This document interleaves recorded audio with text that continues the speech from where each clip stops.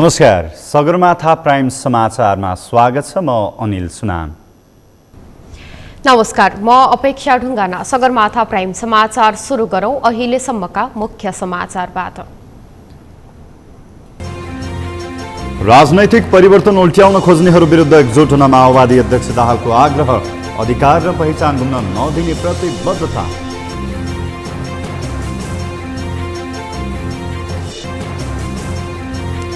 विभिन्न देशका लागि प्रस्तावित राजदूतहरूको संसदीय सुनवाई प्रक्रिया सुरु। संसदीय समितिबाट 20 जना राजदूतहरू विरुद्ध उजुरी आह्वान। पछिल्लो समय तराईका जिल्लामा लगातार गर्मी बढ्यो। भैरहवाको अधिकतम तापक्रम 40 डिग्री सेल्सियस नाघ्यो।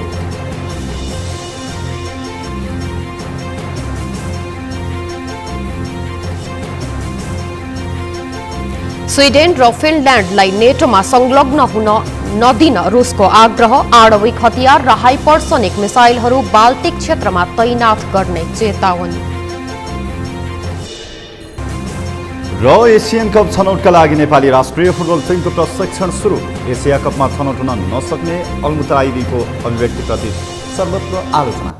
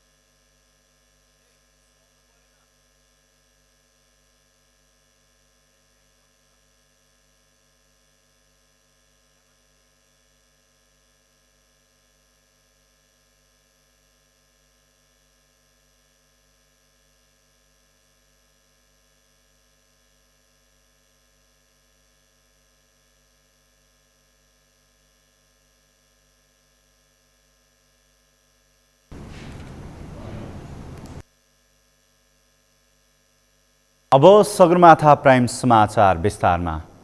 नेकपा माओवादी केन्द्रका अध्यक्ष पुष्पकमल दाहालले राजनीतिक परिवर्तन उल्ट्याउन खोज्नेहरूका विरुद्धमा सम्पूर्ण जनता एकजुट हुने प्रक्रिया अघि बढेको बताउनु भएको छ।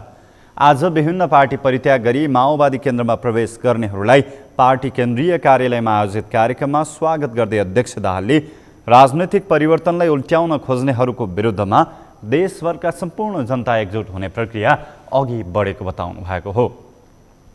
गत वर्ष गणतन्त्र नै उल्ट्याउन षड्यन्त्र भएको भन्दै उहाँले माओवादी लडेर स्थापित गरेको अधिकार र पहिचानलाई उल्ट्याउन नदिने बताउनुभयो।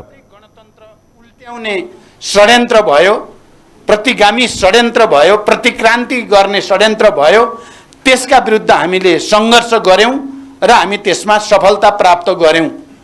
त्यसैगरी यो देशका मधेसी, थारू, आदिवासी जनजाति, दलित, महिला, मुस्लिम सबै समुदायको पहिचान र अधिकारको लडाईँ माओवादी केन्द्रले लडेर त्यसलाई स्थापित गरेको हो। यसलाई उल्ट्याउन खोज्ने तत्त्वहरूका विरुद्ध फेरि एकचोटि नेपाल राष्ट्रका सम्पूर्ण जनता एकजुट हुने प्रक्रियामा अगाडि बढेको मैले महसुस गरेको छु। उहाँले देशलाई सामाजिक न्याय सहितको समतामूलक बनाउने अभियान माओवादीको रहेको पनि बताउनुभयो।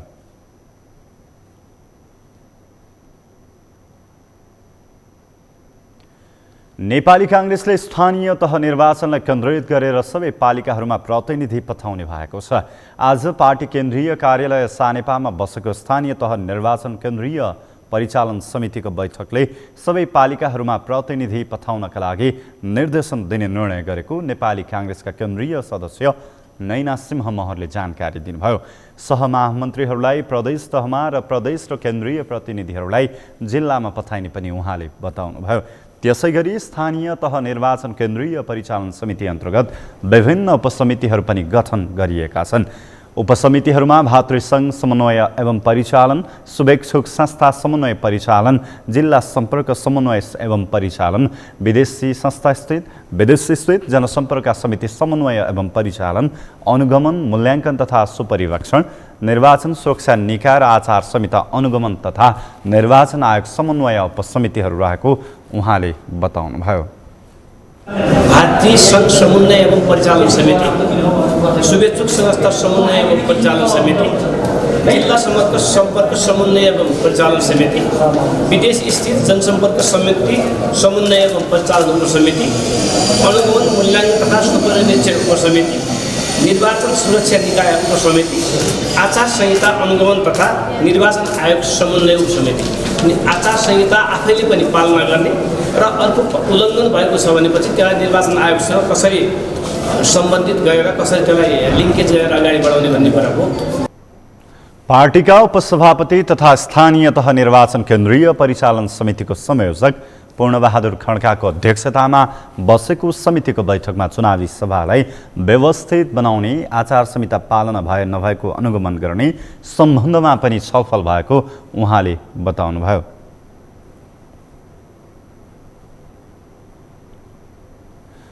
स्थानीय निर्वाचन नजिकिएसँगै देशभर चुनावी सरगर्मी सुरु भएको छ। राजनीतिक दलहरू मतदातालाई कसरी फकाउने भन्ने लेखाजोखासहित गाउँ गाउँमा पुगेका छन्।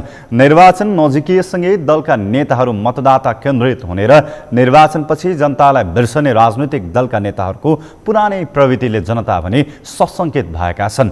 नरेन्द्र महताराको रिपोर्ट। निर्वाचन नजिकिएसँगै जनता केन्द्रित हुने र निर्वाचन जितिसकेपछि जनतालाई उपेक्षा गर्ने राजनीतिक दलहरूको पुरानै शैली हो। निर्वाचनका बेला जनतालाई असम्भव सपना बाँड्ने तर निर्वाचन जितिसकेपछि ती सपनाहरू बिर्सिने उनीहरूको हरकत फेरि सुरु भएको छ। अनेकन बहानामा जनता झुक्क्याउने राजनीतिक दलका घोषणापत्रहरूले फेरि चर्चा पाउन थालेका छन्। घोषणापत्रहरूबाटै जनताको समस्या समाधान गरिदिने राजनीतिक दलहरूको पुरानै प्रवृत्ति हो। आफ्नो पक्षमा जनमत पार्न मरिहत्ते गर्ने दलहरूको यो प्रवृत्तिले जनता हैरानी खेप्न बाध्य भएका छन्। यति बेला देशले महँगीदेखि अर्थतन्त्र सङ्कटसम्मका दयनीय स्थिति भोगिरहँदा राजनीतिक दलहरूको भने त्यसतर्फ खासै चासो देखिएको छैन। बजारमा दैनिक उपभोग्य सामग्रीदेखि हरेक वस्तुमा भएको मूल्य वृद्धिले सर्वसाधारण मारमा परेका छन्। तर यी समस्या समाधान गर्नुको साटो राजनीतिक दलहरू आपसमा आरोप प्रत्यारोपमा उत्रिएका छन्। राजनीतिक दलहरू सत्ता केन्द्रित र गुट केन्द्रित भएका छन्। यस्ता प्रवृत्ति बोकेका नेतृत्वबाट देशले मुहार नफेर्ने राजनीतिक विश्लेषकहरूको दाबी छ। राजनीतिक दलहरूले समग्र नेपाललाई हेरेकै छैनन्। आफ्नो सत्ता हेरेका छन्, आफ्नो चाहिँ गुट हेरेका छन्, आफ्नो गिरोह हेरेका छन्। सबैले प्रचण्डले पनि माधव नेपालले पनि शेरबहादुरजी नै छन्, कुरै भएन। त्यसले गर्दा अब नेपाली जनता अहिले अझै चाहिँ अब भनौँ न नेतृत्वको चाहिँ क्वालिटी नै पुगेन। नेतृत्व चाहिँ देशलाई बोक्ने 3 करोड नेपालीलाई बोक्ने भएन। नेतृत्व के भयो भन्दा चाहिँ आफ्नो चाहिँ छेउछाउको मान्छेलाई, परिवारलाई, भ्रष्टलाई, बिचौलियालाई, डनलाई, कुण्डले मुण्डलेलाई बोक्ने खालको चाहिँ अहिलेको नेतृत्व भयो। चाहे ती प्रचण्ड हुन्, चाहे शेरबहादुर हुन्, चाहे ओलीजी हुन्। यस्तोबाट देश बन्दैन। देश बनाउनको लागि ठुलो छाती चाहिन्छ। जनताको आधारभूत आवश्यकतालाई पूरा गर्न सहजीकरण गर्ने जिम्मा राजनीतिक दलहरूको हो। ती आवश्यकताहरूको परिपूर्ति गर्ने क्रममा जनताले भने अनेकौं शास्ति खेप्नुपर्ने बाध्यता छ। निर्वाचनमा जिताएको जनप्रतिनिधिले समस्यामा परेका बेला आफूहरूलाई नचिन्ने गरेको सर्वसाधारणले गुनासो गर्दै आएका छन्।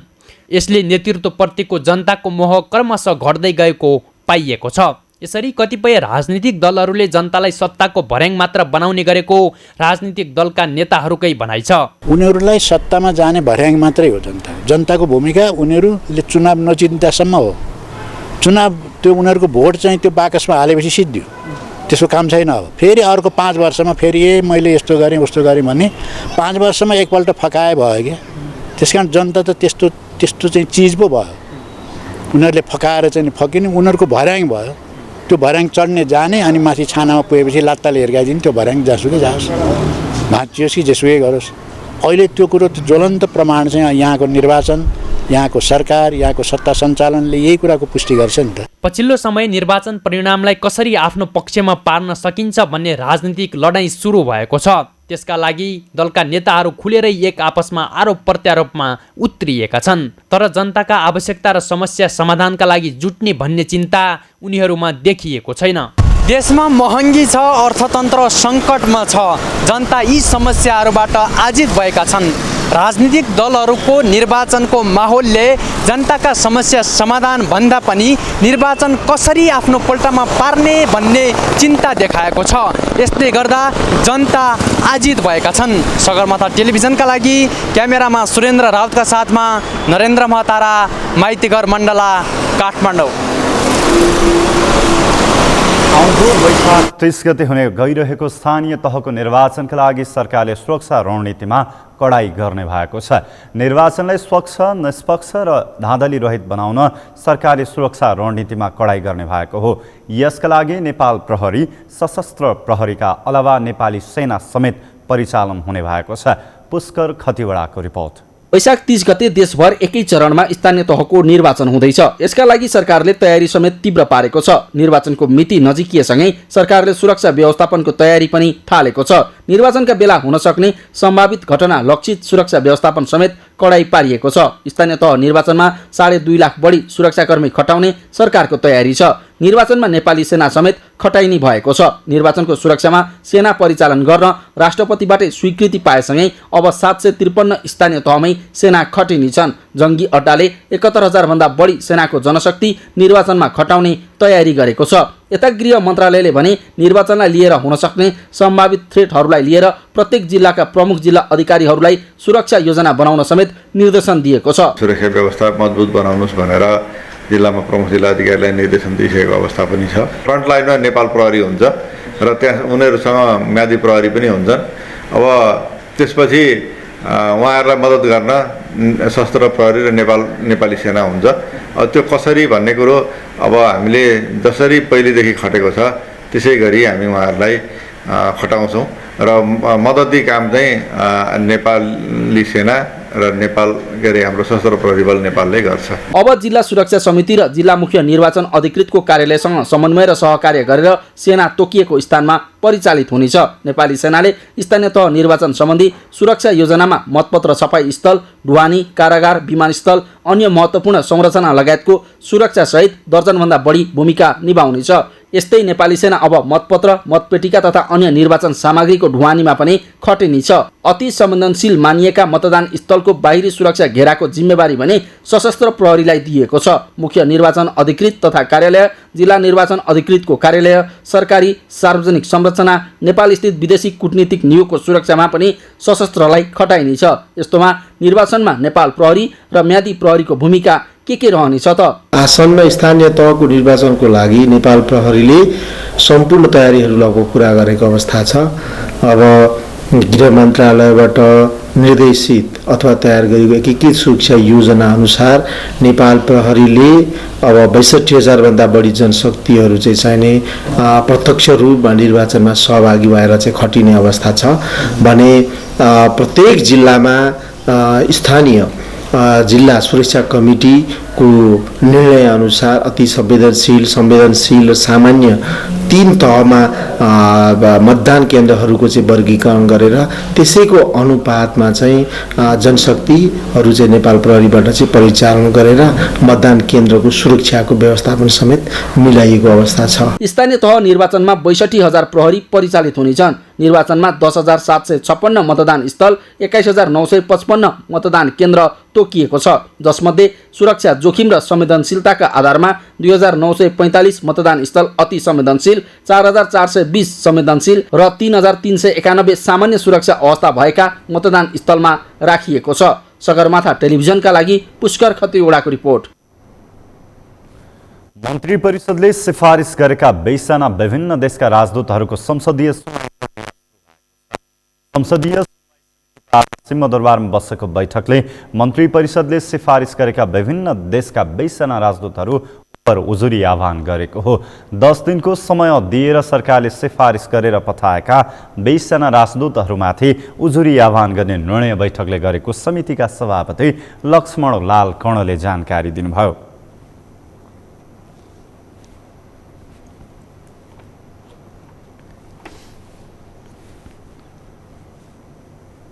अहिले मन्त्री परिषदले 20 जना राजदूतहरूको नियुक्ति गरेको छ र हाम्रो संयुक्त नियमावली अनुसार हाम्रो कार्यविधि अनुसार 5 दिनभित्र बस्नुपर्ने फर्स्ट बैठक भएको कारणबाट हामीले यो बैठक बस्यौँ। यो बैठकबाट उजुरी आह्वान गर्यौँ। 10 दिनको टाइम दियो सर्वसाधारणलाई। 10 दिनभित्रमा जसलाई उपयुक्त अनुपयुक्त के लाग्छ भन्ने सम्बन्धमा जनताबाट उजुरी मागिराखेका छौँ। यो उजुरीको लागि आज निर्णय गर्यौँ सर्वसम्मतले र यो उजुरी अनुसार नै 10 दिन बितेपछि फेरि हामी सुनवाईको क्रममा लाग्छौँ। गत चैत्र 24 गते बिहिबार बसेको मन्त्री परिषद बैठकले विष्णुपुकार श्रेष्ठलाई चीन, दानबहादुर तामाङलाई दक्षिण अफ्रिका, शर्मिला पराजुली ढकाललाई स्पेन, वासुदेव मिश्रलाई श्रीलङ्का, मिलन तुलाधरलाई रुस, कैलाश पोखरेललाई अस्ट्रेलियाका लागि राजदूतमा सिफारिस गर्ने निर्णय गरेको थियो। त्यसैगरी डिलिराज पौडेललाई मलेसिया, शान्ता रिजाललाई इजरायल, ज्योति प्याकुरेललाई दक्षिण कोरिया, रामसूरज राय यादवलाई डेनमार्क र नवराज सुवेदीलाई साउदी अरबको राजदूतमा सिफारिस गरिएको थियो। घनश्याम भण्डारी, हरिशचन्द्र घिमिरे, डोरनाथ अर्याल, सुशील कुमार लम्साल, भरत कुमार रेग्मी, निर्मलराज काफले, दुर्गबहादुर सुवेदी र तीर्थराज वाग्लेको नाम पनि राजदूतका लागि सिफारिस गरिएको छ। प्रस्तावित राजदूतहरूको उजुरीमाथि पनि संसदीय समितिले छानबिन गर्नेछ।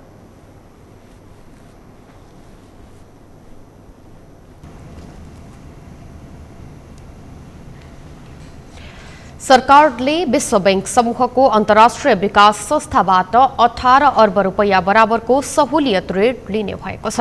मन्त्री परिषदको बुधबार बसेको बैठकले विश्व बैंक समूहको अन्तर्राष्ट्रिय विकास संस्थाबाट प्राप्त हुने 150 मिलियन अमेरिकी डलर करिब 18 अर्ब रुपैयाँ बराबरको सहुलियत ऋण सहायता स्वीकार गर्ने निर्णय गरेको सञ्चार तथा सूचना प्रविधि मन्त्री तथा सरकारका प्रवक्ता ज्ञानेन्द्र बहादुर कार्कीले बताउनुभयो।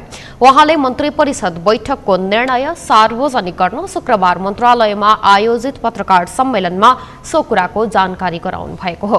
त्यसैगरी मन्त्री परिषद बैठकले संयुक्त राज्य अमेरिकाको अन्तर्राष्ट्रिय विकासका लागि सहयोगी निकाय USAIDबाट प्राप्त हुने अमेरिकी डलर 659 मिलियन करिब 79 अर्ब 71 करोड रुपैयाँ अनुदान सहायता रकम पनि स्वीकार गर्ने निर्णय गरेको उहाँले बताउनुभयो।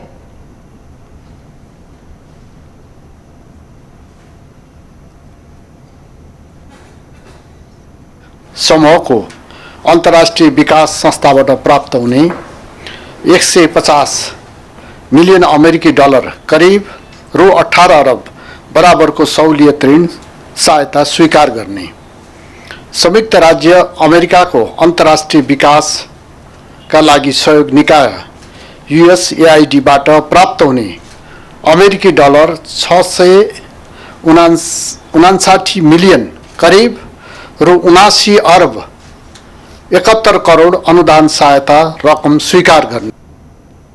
त्यसैगरी मन्त्री परिषदले फुलकोट कर्णाली अर्ध जलाशययुक्त जलविद्युत आयोजनाको लागि कालीकोट जिल्लाको सान्ने त्रिवेणी गाउँपालिकाको करिब 280 रोपनी जग्गा प्राप्ति गर्ने स्वीकृति दिने निर्णय गरेको छ।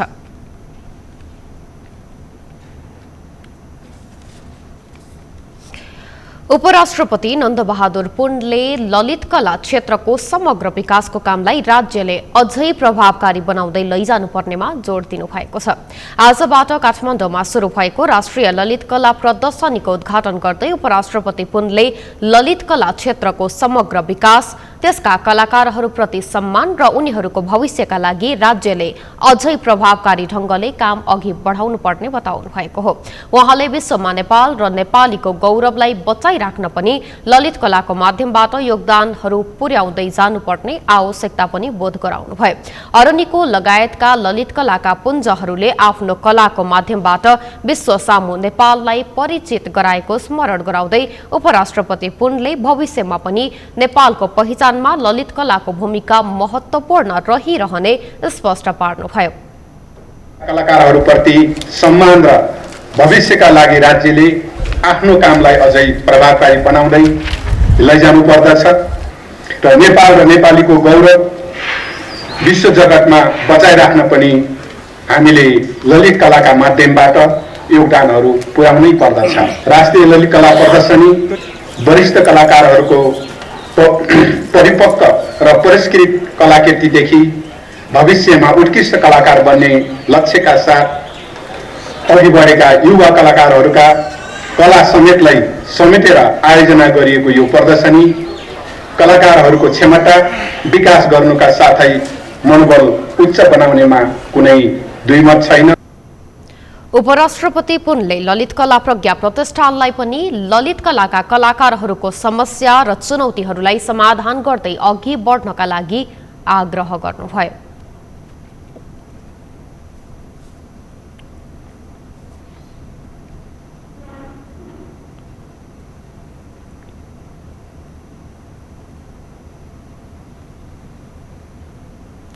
समाचारमा पालो भएको छ विश्रामपछि।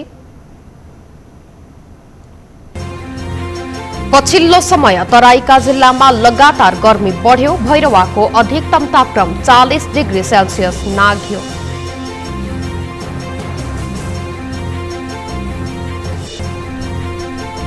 स्वीडेन र फिनल्यान्डलाई नेटोमा संलग्न नहुन रुसको आग्रह। आणविक हतियार र हाइपरसोनिक मिसाइलहरू बाल्टिक क्षेत्रमा तैनात गर्ने चेतावनी। र एसियन कप छनौटका लागि नेपाली राष्ट्रिय फुटबल टिमको प्रशिक्षण सुरु। एसिया कपमा छनौट हुन नसक्ने अल्मुताइरीको अभिव्यक्तिप्रति सर्वत्र आलोचना। कैलालीको जानकी गाउँपालिका वडा नम्बर 9 का 25 वर्षीय अर्जुन दासको हत्यामा संलग्न 4 जनालाई पक्राउ गरिएको छ। महानगरीय अपराध महाशाखाले आज काठमाडौँमा पत्रकार सम्मेलन गरी घटनामा संलग्न 10 जना मध्ये 4 जनालाई रूपन्देही जिल्लाको बेलहिया सिमानाकाबाट वैशाख 1 गते राति पक्राउ गरिएको जानकारी गराएको हो। यसरी पक्राउ पर्नेहरूमा सोही गाउँपालिका वडा नम्बर 9 का 19 वर्षीय सुमित साउद, बम बहादुर बोहरा, दिलीप दास र मनोज भण्डारी रहेका छन्। केही समय भारतको विभिन्न ठाउँमा फरार रहेका उनीहरूलाई कामको खोजी गर्ने क्रममा बेलहिया सिमानाकामा आएको खबर आएपछि स्थानीय प्रहरीको समन्वयमा महाशाखाले खटाएको विशेष टोलीले पक्राउ गरेको महाशाखाका प्रवक्ता प्रहरी उपरीक्षक कृष्ण प्रसाद कोइरालाले जानकारी दिनुभयो। महाशाखाले हत्या आरोपमा पक्राउ परेकाहरू लागू औषध सेवनमा संलग्न रहेको पनि जनाएको छ।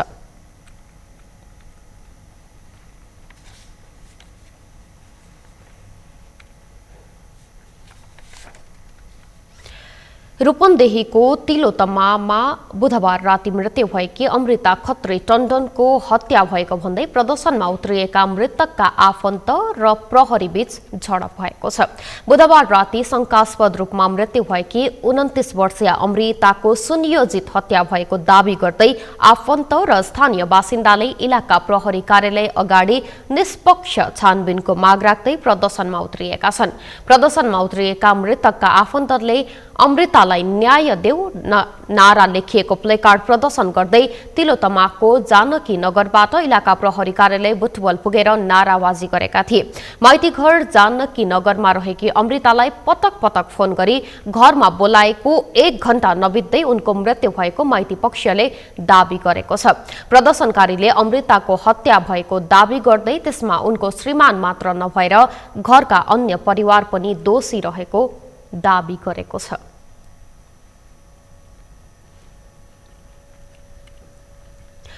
वैदेशिक रोजगार कार्यालय ताहाचलले आजदेखि संस्थागत श्रम स्वीकृति अनलाइन प्रणालीको सुरुवात गरेको छ। श्रम, रोजगार तथा सामाजिक सुरक्षा मन्त्री कृष्ण कुमार श्रेष्ठले संस्थागत श्रम स्वीकृति अनलाइन प्रणालीको शुभारम्भ गरेका हुन्। वैदेशिक रोजगार विभाग अन्तर्गतको वैदेशिक रोजगार कार्यालयले श्रम स्वीकृतिलाई छिटो, छरितो र पारदर्शी गुनासो रहित रूपमा सेवा प्रवाह गर्न नयाँ व्यवस्था गरेको हो। प्रिन्स मिश्रको रिपोर्ट। वैदेशिक रोजगार कार्यालय ताहाचलले शुक्रबारबाट संस्थागत श्रम स्वीकृति अनलाइन प्रणालीको सुरुवात थालेको छ।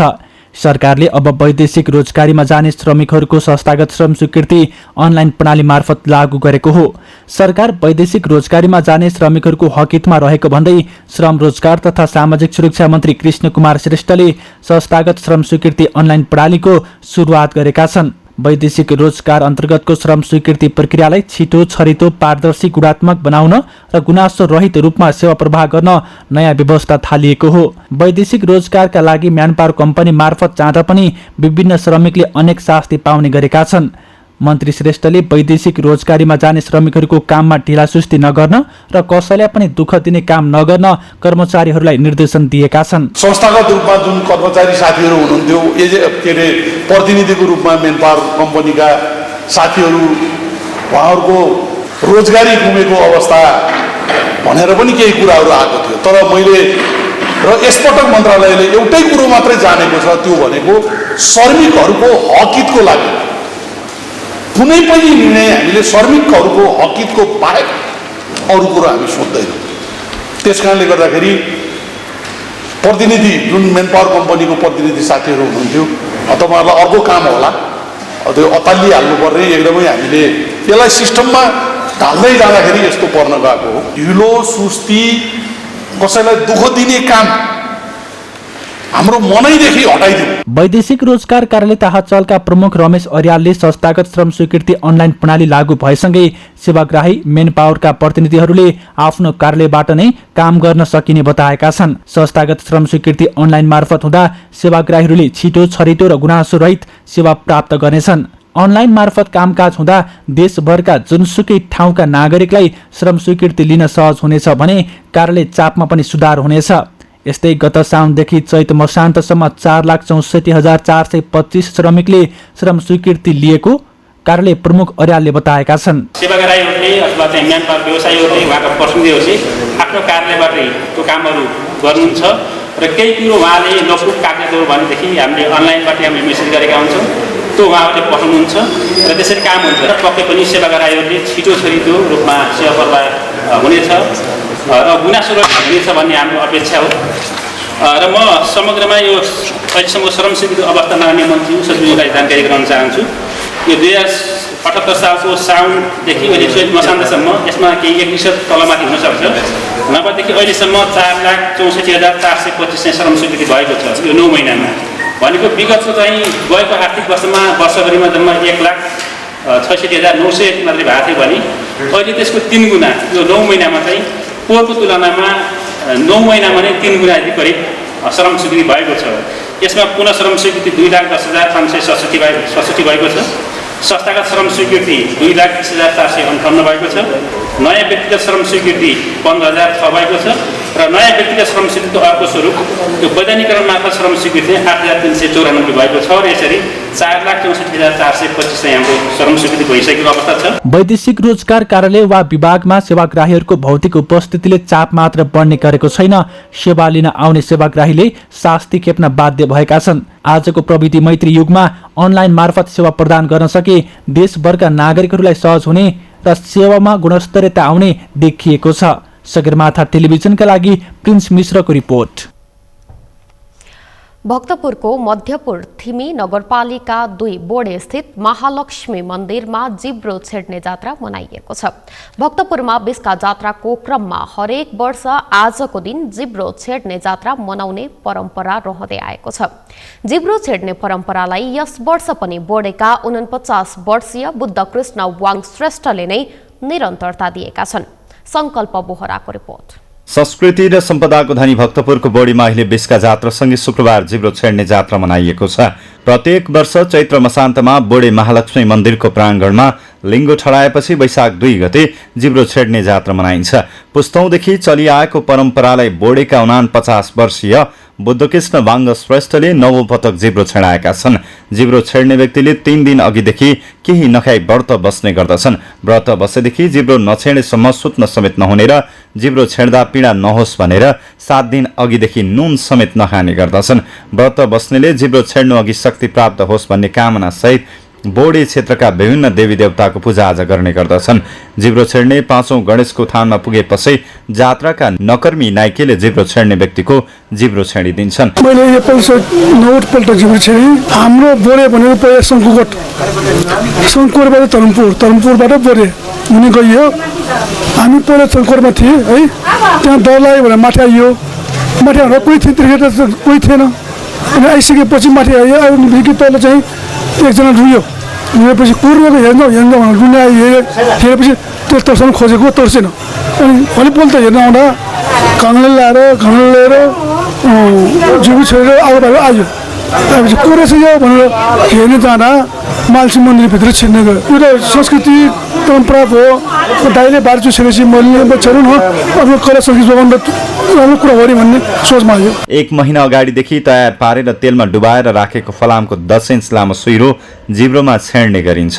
त्यसपछि जिब्रो छेड्ने व्यक्तिले महादीप बोकेर 1 घण्टा नगर परिक्रमा गरेर बोडेको महालक्ष्मी मन्दिरमा पुगेर सुइरो झिकेपछि जात्राको समापन हुने गर्दछ। यसपछि उक्त परिवारमा भोज खाने प्रचलन छ। जात्राको 2 दिन अघि गुसी अर्थात् जंगलबाट ल्याएको काठ बालेर खरानीको टीका लगाइसकिएको छ। टीका लगाएसँगै जिब्रो छेडाउने व्यक्तिको व्रत सुरु हुन्छ। परापूर्व कालदेखि चलिआएको जिब्रो छेड्ने चलन आफ्नो महत्त्वपूर्ण संस्कृति जोगाउनका लागि जिब्रो छेड्ने जात्रा मनाउने गरिएको जनविश्वास छ। आफ्नो संस्कृति जोगाउनको लागि कहीँ नभएको जिब्रो जतिलाई बरेमा मात्र हो, अन्त कहीँ पनि छैन। त्यसमै पानी पर्दाखेरि अनिस्तमा यस्तो गरिरहने हुन्थ्यो। खानपिन त यस्तै हो, पशु खाइन्छ होइन। आज त बढ्दै भयो हाम्रो। अब मेरो बुवाले जिब्रो छेड्नुहुन्छ, मेरो बुवा होइन, त्यो दादा सबै दिनभर भोकै हुन्छ। दाम नचढाएसम्म कसले जिब्रो छेड्ने भन्ने पक्का हुँदैन। दाम चढाएपछि भने जेसुकै आइपरे पनि जिब्रो छेडाइन्छ। दाम चढाएपछि जिब्रो छेड्ने संकल्प भयो भन्ने मानिन्छ। जिब्रो छेड्ने व्यक्तिलाई सम्मानको रूपमा बाजा गाजा बजाएर घरमा लिन जाने परम्परा छ। त्यसपछि जिब्रो छेड्नु अघि शक्तिपीठहरूको दर्शन गरिन्छ। जिब्रो छेडिसकेपछि पनि चन्द्रकार बत्ती बोकी बोडे नगर परिक्रमा गरी जात्रा समापन गरिन्छ। सयौं वर्षदेखि चल्दै आएको जिब्रो छेड्ने जात्रा कोरोना संक्रमणका कारण विक्रम सम्वत 2076 सालमा रोकिए पनि त्यसपछि फेरि जात्राले निरन्तरता पाउँदै आएको छ। सगरमाथा टेलिभिजनका लागि सम्पूर्ण लम्सालका साथमा संकल्प बोहरा, काठमाडौँ। भक्तपुरको बोडेमा आज जिब्रो छेड्ने जात्रा सम्पन्न भएको छ। बिसका जात्राको अवसरमा हरेक वर्ष वैशाख 2 गते जिब्रो छेड्ने जात्रा मनाउने परम्परा छ। यसै सन्दर्भमा आज हामीले सगरमाथा जनबोलीमा सर्वसाधारणलाई सोधेका थियौं, जिब्रो छेड्ने जात्राको महत्व के छ। हेरौं उनीहरूको भनाई उनीहरूकै शैलीमा।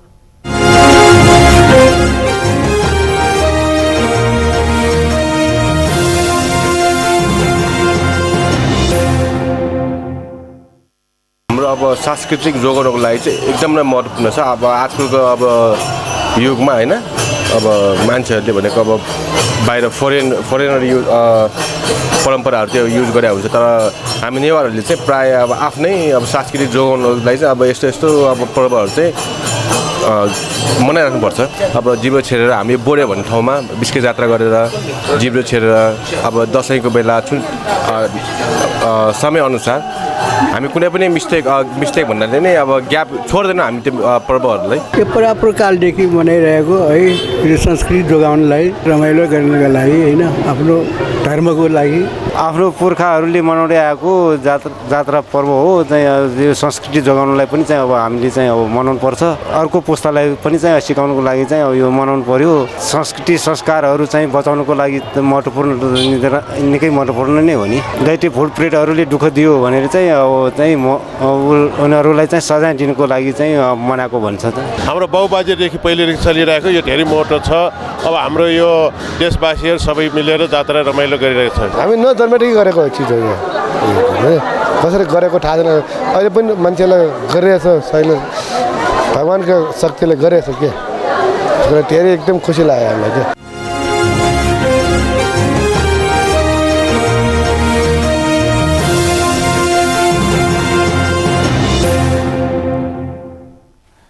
मिथिला क्षेत्रमा प्रकृति पूजनको रूपमा मनाइने जुडशीतल पर्व आज हर्षोल्लासका साथ मनाइएको छ।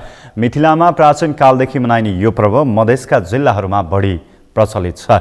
जल र जमिनको प्रदूषण नियन्त्रणका लागि महत्त्वपूर्ण सन्देश बोकेको यस पर्वका अवसरमा बिहानै घर र बस्तीमा मान्यजनबाट शिरमा जलसिंचन गरी आशीर्वाद लिने चलन रहँदै आएको छ। एक रिपोर्ट।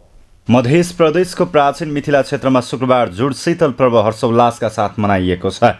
पर्वको अवसरमा बिहानै घर र बस्तीका मान्यजन ज्येष्ठ नागरिकले आफूभन्दा कान्छोलाई शिरमा जलसिंचन गरी आशीर्वाद दिने चलन छ। जल प्रदूषण र जमिन प्रदूषण नियन्त्रणका लागि महत्त्वपूर्ण सन्देश बोकेको यस पर्वका अवसरमा आफ्नो घर आँगनमा रहेको पोखरी र इनारहरूको सफाइका साथै हिलो खेलेर मनोरञ्जन गर्ने गर्दछन्। सूर्यको तापबाट व्याकुल मानव जीवनलाई शीतलता प्रदान गर्ने विश्वासको साथ यो पर्व मनाइँदै आएको छ। यो पर्वमा सूर्य उदाउनु अघि आमाबुवा, काका काकी र हजुरबुवा तथा हजुरआमाहरूले एक हातमा शुद्ध जलको कलश लिएर अञ्जुलीमा पानी राखी परिवारदेखि छरछिमेकका आफूभन्दा साना सदस्यको टाउकोमा हात राखेर आशीर्वाद दिन्छन्। विक्रम सम्वत परम्पराको प्रत्येक नयाँ वर्ष वैशाख सङ्क्रान्तिमा जुडशीतल पर्व मनाइन्छ। 2 दिन मनाइने पर्व पहिलो दिन सङ्क्रान्तिक दिन सतुवाइन र भोलिपल्टलाई जुडशीतल भनिन्छ। यो पर्व कृषिसँग सम्बन्धित रहेको जानकारहरूको कथन छ। पहिला हामीले पोखरी सफाई, इनार सफाई, तालाबलाई सफाई गर्ने अभियानै युवाहरूले गाउँ गाउँमा चलाउँथ्यो।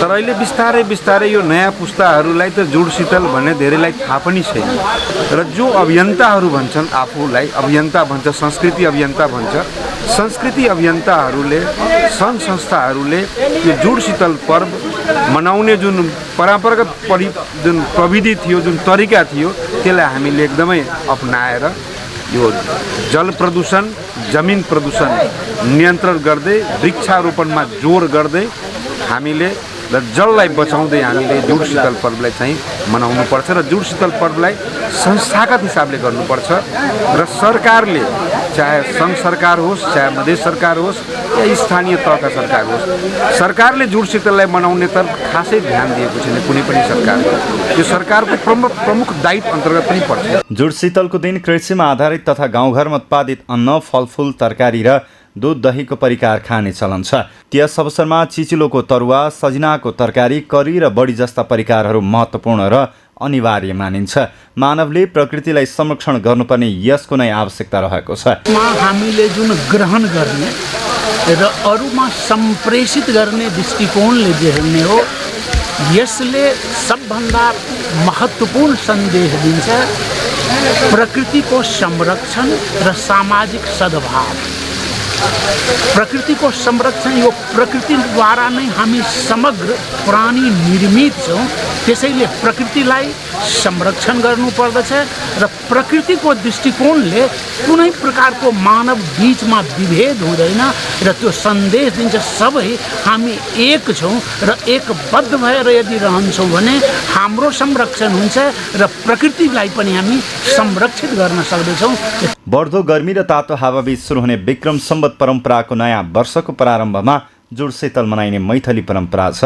नयाँ वर्षमा जीवनमा शीतलताको कामना गर्दै मनाइने यो पर्वको खाद्य परिकार पनि गर्मीमा शीतल गर्ने मान्यताभित्र खाइन्छ।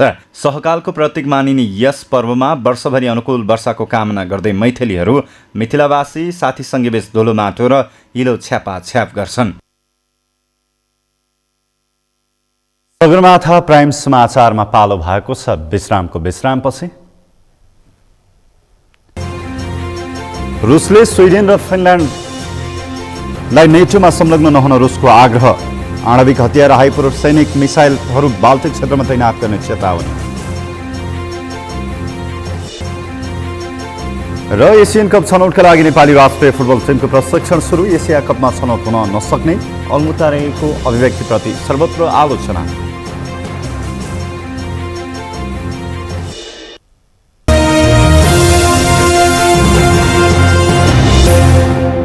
समाचारमा अब पालो अर्थ समाचारको।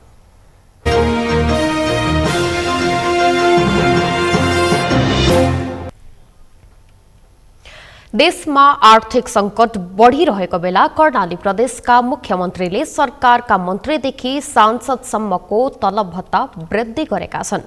मुलुकमा आर्थिक संकट थपिँदै गएका बेला खर्च घटाउँदै राज्यलाई सहयोग गर्नुको साटो कर्णाली प्रदेशका मुख्यमन्त्रीले अनावश्यक खर्च बढाएको भन्दै चौतर्फी आलोचना समेत भएको छ।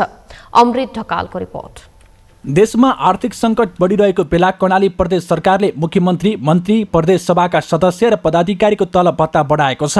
मुलुकमा विदेशी मुद्रा सञ्चित घट्नु लगायतका कारण अहिले अर्थतन्त्रका सबैजसो सूचक नकारात्मक अवस्थामा छन्। यस्तो बेला प्रदेश सरकारले अनावश्यक खर्च घटाउनुको साटो मन्त्री र सांसदको तलब भत्ता बढाउने नीति लिएको भन्दै चौतर्फी आलोचना भएको छ। निर्वाचनको मुखमा आउँदा जनताले उसै त कर्मचारी र राजनीतिज्ञले गरेका काम कारबाहीप्रति तीव्र आलोचना गरिरहेका छन्। जनता खुसी छैनन्। यो 3 तहको सरकारले झन् व्यवहार बढायो, प्रशासनिक खर्च नै बढ्यो भनेर जनताले एकहोरो भनिरहेको बेलामा झन् निर्वाचनको मुखमा आएर तलब वृद्धिका चाहिँ समाचारहरू आउनु चाहिँ नि कुनै पनि किसिमले स्वाभाविक जस्तो लाग्दैन। कोरोना महामारीका कारण करिब 2 वर्ष देशको अर्थतन्त्र थला पर्यो। विदेशबाट नेपालीले पठाउने रेमिट्यान्समा पनि कोरोनाकै कारण असर गर्यो, जसले गर्दा हाल देशमा आर्थिक सङ्कट चुलिँदै गएको छ। देशमा यसै वर्ष 3 तहको निर्वाचन हुँदैछन्, जसले गर्दा मुलुकको खर्च बढ्ने निश्चित छ। यस्तै अवस्था रहे मुलुकको अर्थतन्त्र श्रीलङ्काको जस्तो हुने भन्दै जानकारहरूले सरकारको ध्यानाकर्षण गराइरहेका छन्। सरकारले पनि मुलुकको आर्थिक भार घटाउन हप्तामा 2 दिन बिदा दिने जस्ता कुरालाई बहसमा ल्याएको छ। मुलुक आर्थिक सङ्कटमा परेको बेला संहिता हटाउनु पर्ने सम्मको बहस पनि सुरु भएको छ। तर कर्णाली प्रदेश सरकारले भने यी सबै कुरालाई बेवास्ता गर्दै मुख्यमन्त्री, मन्त्री, प्रदेश सभाका पदाधिकारी तथा सदस्यको तलब भत्ता बढाएर सरकारले खर्चभार बढाएको छ। कर्णाली प्रदेश सरकारले तलब भत्ता बढाएको सूचना बुधबार राजपत्रमा सार्वजनिक गरिएको थियो। नयाँ तलब अनुसार मुख्यमन्त्री, मन्त्री र सांसदको खर्च विवरण यस प्रकार छ। मुख्यमन्त्रीको तलब पहिला 60,970, अब 70,730। मुख्यमन्त्रीले अतिथि सत्कारका लागि गर्न पाउने खर्च पहिला 15,000, अब 20,000। मुख्यमन्त्रीले विदेश भ्रमणमा जाँदा पाउने खर्च पहिला प्रतिदिन $200, अब प्रतिदिन $250। प्रदेश मन्त्रीको तलब पहिला 52,000, अब 60,320। मन्त्रीले अतिथि सत्कारका लागि गर्न पाउने खर्च पहिला 10,000, अब 15,000। मन्त्रीले विदेश भ्रमण गर्दा पाउने खर्च पहिला प्रतिदिन $175, अब प्रतिदिन $200। सभामुखको तलब पहिला 53,000, अब 61,480 रुपैयाँ। सभामुखको सञ्चार खर्च पहिला 2,000, अब 3,500। उपसभामुखको तलब पहिला 50,000, अब 58,000। उपसभामुखको सञ्चार खर्च पहिला 2,000, अब 3,400। प्रमुख सचेतक र संसदीय मामिलाका अध्यक्षको तलब पहिला 48,000, अब 56,830। प्रमुख सचेतक र संसदीय मामिलाका अध्यक्षको सञ्चार खर्च पहिला 2,000, अब 3,300। सत्ता पक्ष र विपक्षी दलको सचेतकको तलब पहिला 48,000, अब 54,507। प्रदेश सभा सदस्यको तलब पहिला 45,000, अब 52,600। प्रदेश सभा सदस्यको सञ्चार खर्च पहिला 2,000, अब 3,000। सांसदको बैठक भत्ता पहिला 750, अब 1,000। यस्तै मुख्यमन्त्रीको हकमा पहिला अतिथि सत्कारका लागि 15,000 छुट्याइएकोमा अबबाट 20,000 छुट्याइने भएको छ। त्यसो त कर्णाली प्रदेश सरकारले बढाएको विषय मात्र आलोचना बनेको छैन, प्रदेश सरकारले 20 महिनामै कसरी तलब भत्ता बढायो भन्ने प्रश्न पनि उठ्न थालेको छ। तलब वृद्धि भनेको सामान्यतः नेपालमा सरकारी निकायमा साउन 1 गतेको बजेटबाट मात्र वृद्धि गर्ने चलन छ। यस्तो बिचमा नै तलब वृद्धि भएको सामान्यतः मेरो जानकारीमा छैन। कुनै अपवादमा कुनै बेला केही गरियो होला, तैपनि सामान्यतः बजेटबाट नै तलब वृद्धि गर्ने हो। यसर्थ कर्णाली प्रदेशले कसरी फागुनमा राजपत्रमा सूचना प्रकाशित गरेर तलब वृद्धि गर्यो, यो अलिकति नमिलेको, नबुझिएको जस्तो कुरा लाग्छ। यस बाहेक पनि प्रदेश सरकारले मुख्यमन्त्री र मन्त्रीहरूले इन्धन, तारा बिजुलीको बिल, मोबिल, लुगा भत्ता लगायतका खर्च पनि बढाएको छ। सगरमाथा टेलिभिजनका लागि सुर्खेतबाट दिलबहादुर छेत्रीको सहयोग र क्यामेरामा सम्पूर्ण लम्सालका साथमा अमृत ढकाल, काठमाडौँ। समाचारको अन्त्यमा मुख्य समाचार फेरि एकपटक। राजनीतिक परिवर्तन उल्ट्याउन खोज्नेहरू विरुद्ध एकजुट हुन माओवादी अध्यक्ष दाहालको आग्रह, अधिकार र पहिचान गुम्न नदिने प्रतिबद्धता।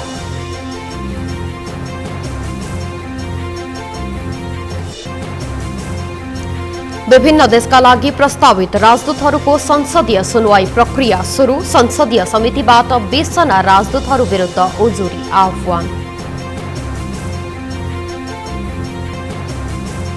पछिल्लो समय तराईका जिल्लामा लगातार गर्मी बढ्यो, भैरहवाको अधिकतम तापक्रम 40 डिग्री सेल्सियस नाग्यो।